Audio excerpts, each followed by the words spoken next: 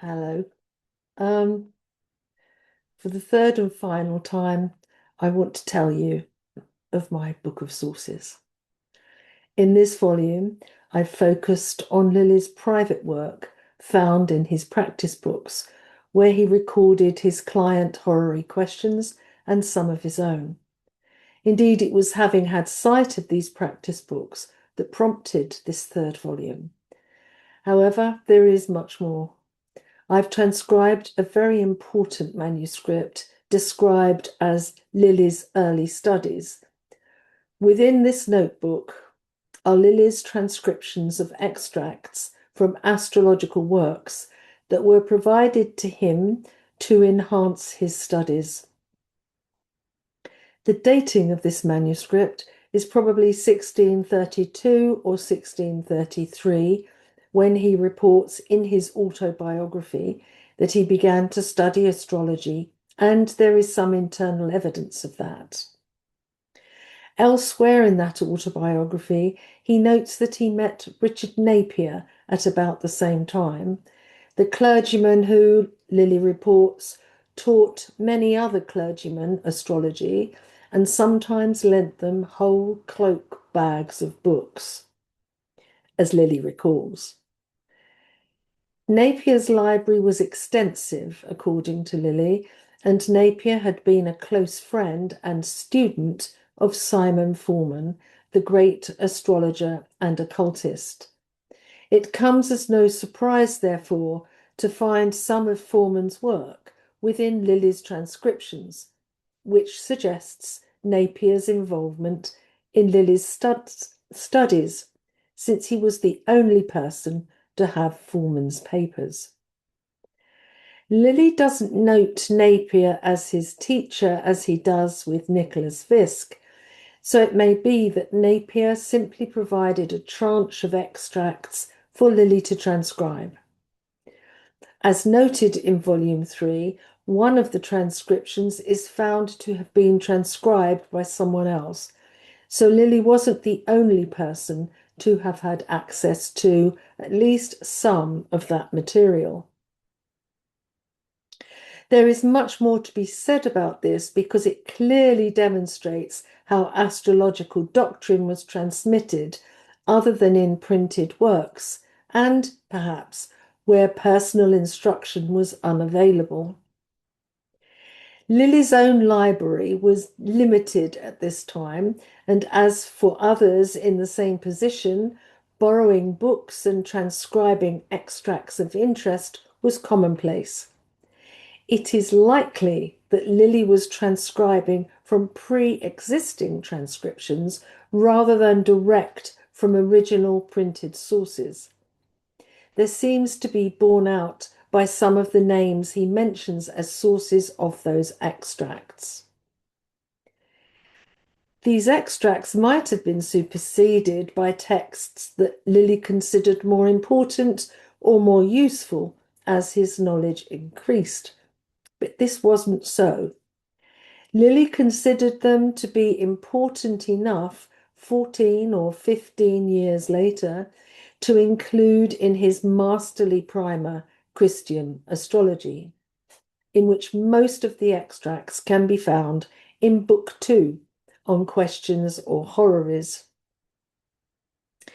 In this volume, I also offer a number of examples of charts from Lilly's private collection, client horary that he dealt with daily. Comments are rare, but where they exist, a great deal can often be extracted from them, and I've tried to offer explanations.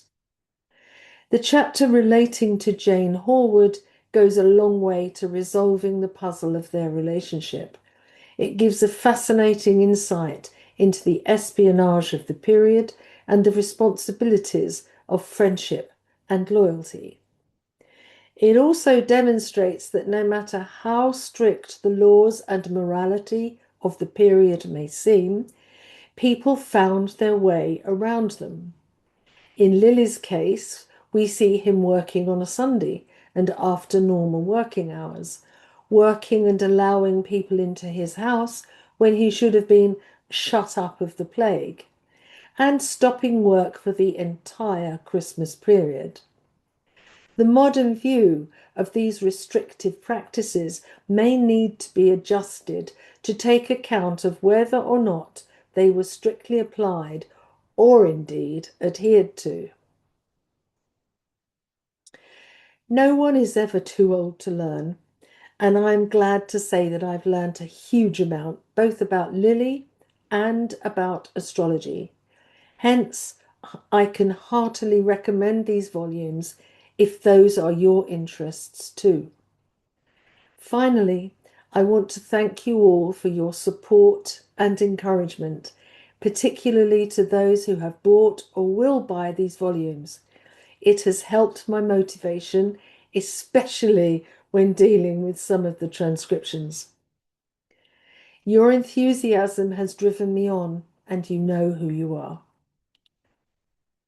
However, had Louise Ribeiro not gone to Oxford and photographed the practice books, there would have been only 2 volumes to this work, so my gratitude and appreciation must go to him. It has been hard but satisfying work that I hope will benefit us all as we negotiate the complexities of the art and try to understand it, and that will accord William Lilly his true credit. Even if you don't study him or are disinterested in astrology's early modern tradition, any astrology that you do know ultimately derives from his work, which in itself derives from his predecessors.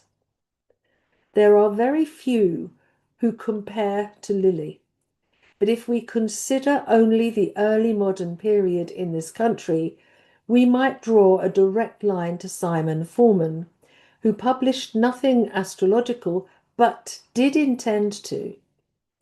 He seems to have had only Napier as his student, and so we might consider his influence as short-lived and not far-reaching. His practice, aside from the medical content as published by the Casebooks Project, was extensive and varied, which Lilly's practice mirrors. However, Lilly has taken up that baton, which we now see in his early days as a student of astrology, and has carried it forward. We see the similarities in their erudition, very large clientele, and the intention to pass on their knowledge and their tradition. In effect, Lilly has extended Forman's influence in his own work to the present day. It is impossible to overstate William Lilly's importance to astrological doctrine and its transmission, particularly through the filter of practical application of a huge client base. In terms of erudition and didactic practice, Lilly is one of the greats, ranking alongside writers such as Haley, Masala, Leovitius, Ganivetus, Bonatti, Schirner, and all the others. Lilly knew them all and filtered and refined their teachings through his practice, resulting in the method that we learn today, or that forms part of what we learn today if we follow the modern system and methods. All that followed after Lilly were derivative. Coley, Ramsay, Sibley, etc., all are derivative. Lilly's contribution to the history and practice of astrology cannot be exaggerated, and as he himself writes, "My friend, whoever thou art, that with so much ease shall benefit from my hard studies." Hard studies indeed, and I can testify to that. Thank you all so much. I now move on to the William Lilly project, which I will share with you in due course. Thank you. Goodbye.